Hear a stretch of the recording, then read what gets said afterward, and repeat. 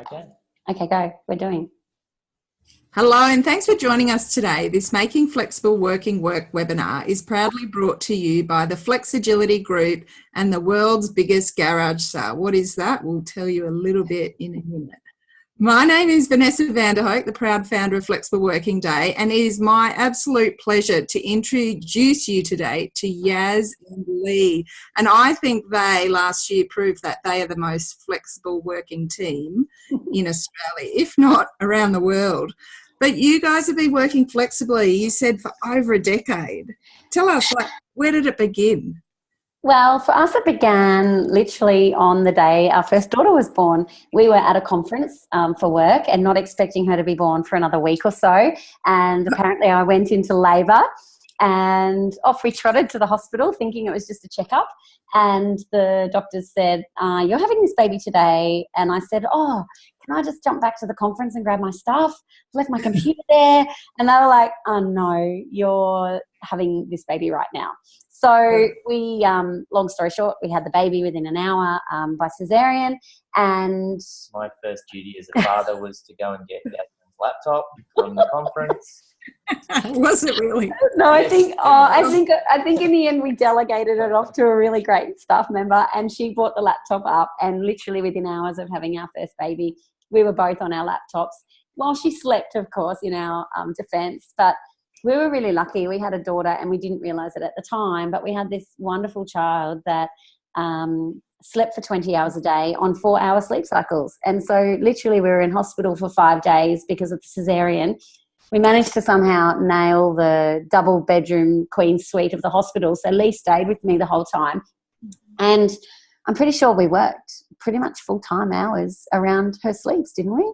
It would have been close to that, yeah. I mean, and that's what you do when you're invested in your career and you love what you do for a living. Then you kind of blend life and work together. You guys do, don't you? You do it so well. We do.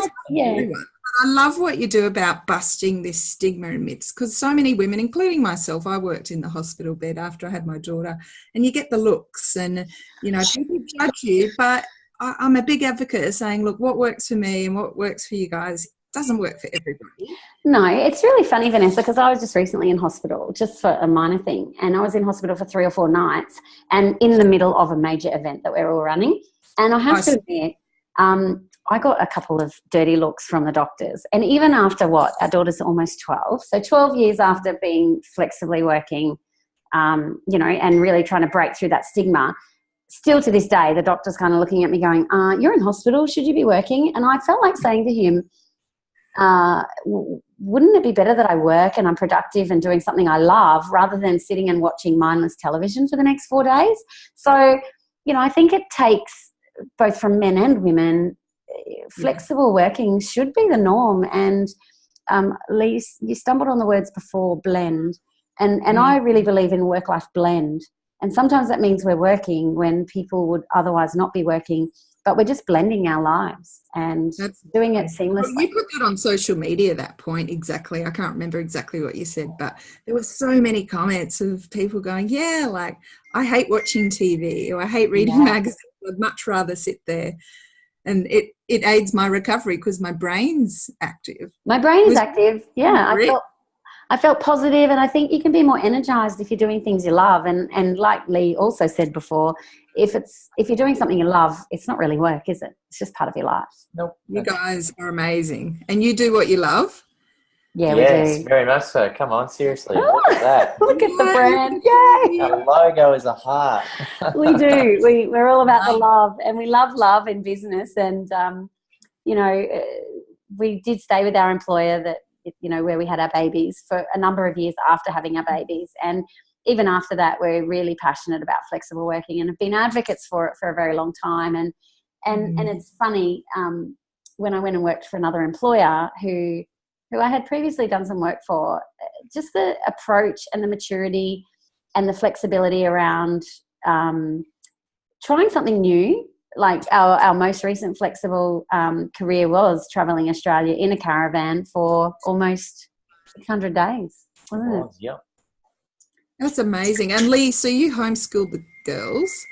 Yeah, so I've been a stay-at-home dad / entrepreneur for Amazing. the last 7 years, and so we kind of made a commitment when we had our children that one of us would be there to drop them at school and pick them up in the afternoon and make sure that they always had a parent on site, I guess. And I kind of picked up that gig along the way, and I thoroughly enjoyed it. So beyond those, I guess, parenting tasks, I had a bunch of spare time, and so what else would I do? So I actually did, and I still do, have a business which deals in flexible employment. Yep. It's more of an information portal nowadays. School Hours, the family-friendly website, and more recently. When we were going around the country, I was focused on, the world's biggest garage sale and planning and prepping, as well as helping other people out with their businesses as well. So it's just something that, in those spare time, around parenting, you just fit what you can in, do what you can in terms of work. And it's easy when you love it, it just comes naturally. Yeah. And look, before we get on to the world's biggest garage sale, I really do want to have a few minutes. I know we're tight on time, but Yas, tell me what it was like for you travelling around in a caravan. So you hear people saying, I need technology, it's a necessity. And obviously there are times where you didn't have it and you could still work and be productive. Yeah, I think we kind of did follow the Telstra map around Australia, where we knew that there was going to at least be 3G, if not 4G, as much as we possibly could. But there were times where, especially I remember the Nullarbor plain, there's definitely not a signal along the Nullarbor.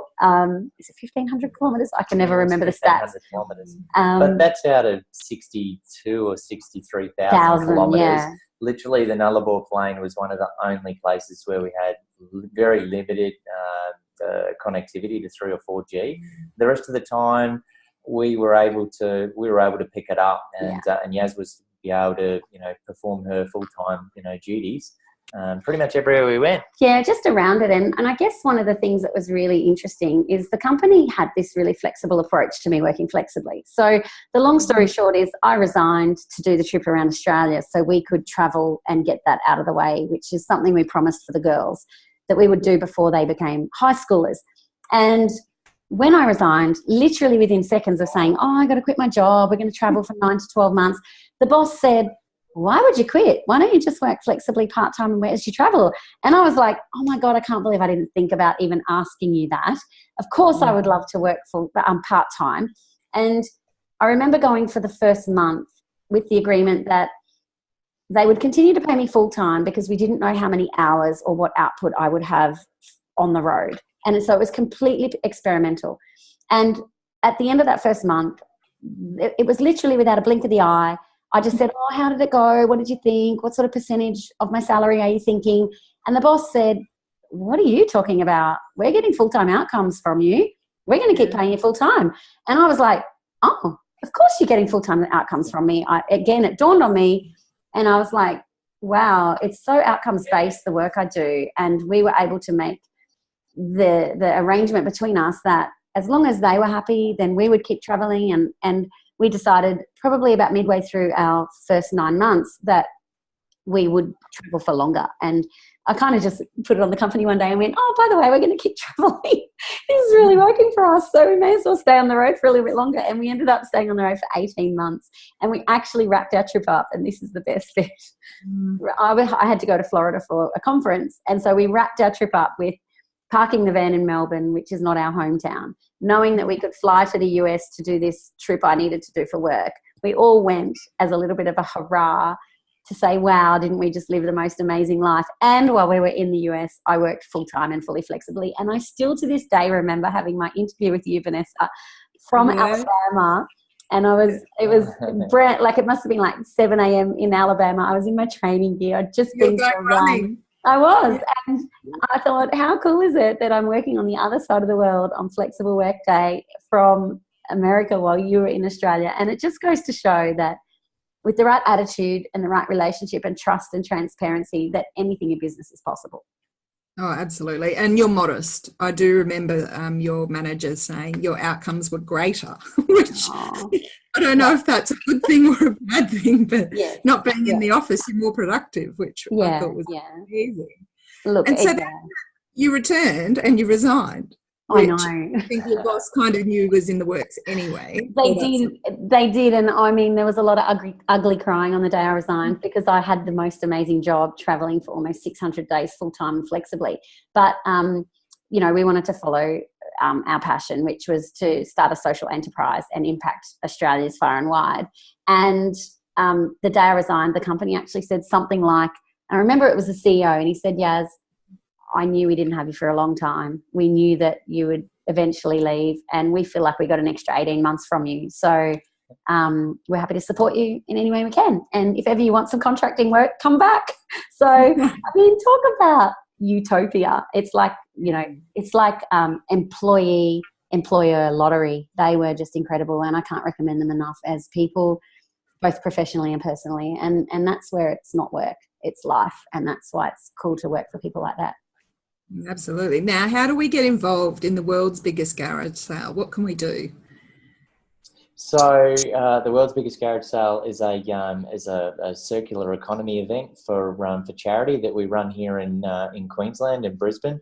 We are branching out, so this year we'll be having a Brisbane event and also a Toowoomba event, possibly a Townsville event, and we are looking at hosting events in other major capitals and regionals over the coming years. So it's very exciting to be finally working on this full time and have the headspace to actually grow it to be as big as what we think it can be, which of course is the world's biggest garage sale. So you'll see them everywhere. We have to live up to the name, don't we? But basically we activate dormant goods for good. And what that means is everyone has stuff around their house and their business that's dormant and underutilised. And typically we either stuff it in our cupboards and forget about it, or let it just sit and fester and linger in our homes and businesses and just look at it every day going, oh my gosh, I should do something with that.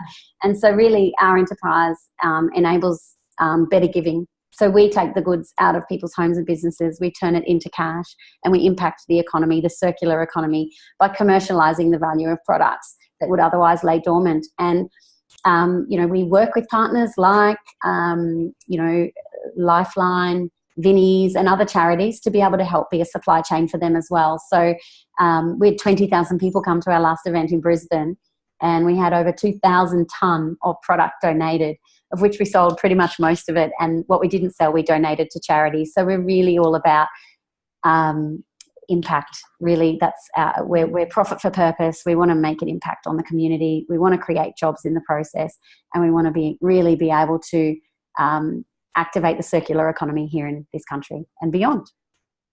Just gorgeous. So to follow you guys, you've got Facebook page, Twitter, all the social media channels are there, links. Instagram, all the channels, and look, the website's great to check out for sure. Good for backstory, long-winded, but it's a good backstory. Did you write that? Oh, I did. Yeah, no, I need to know more. Oops. Oh, it's funny when Lee usually tells the longer stories, and I'm like short and to the point, which is totally the opposite of what most people expect. That's all right. It's yin and yang, right? It makes it work. It's awesome. It works really well. You're a wonderful pair. Thank you so much for sharing your story, and what you're doing in the community is absolutely amazing. I have no doubt in the next few years you'll be reaching us far and wide across Australia. Thank you, Vanessa. And thank you for letting us be a part of this. We're so excited to support flexible working in this country and beyond. And what you're doing is truly game changing, and we want to see more people do flexibility with no rules and no barriers, and to get out there and to not just listen to stories like ours, but to go and create your own stories of awesomeness around flexible working.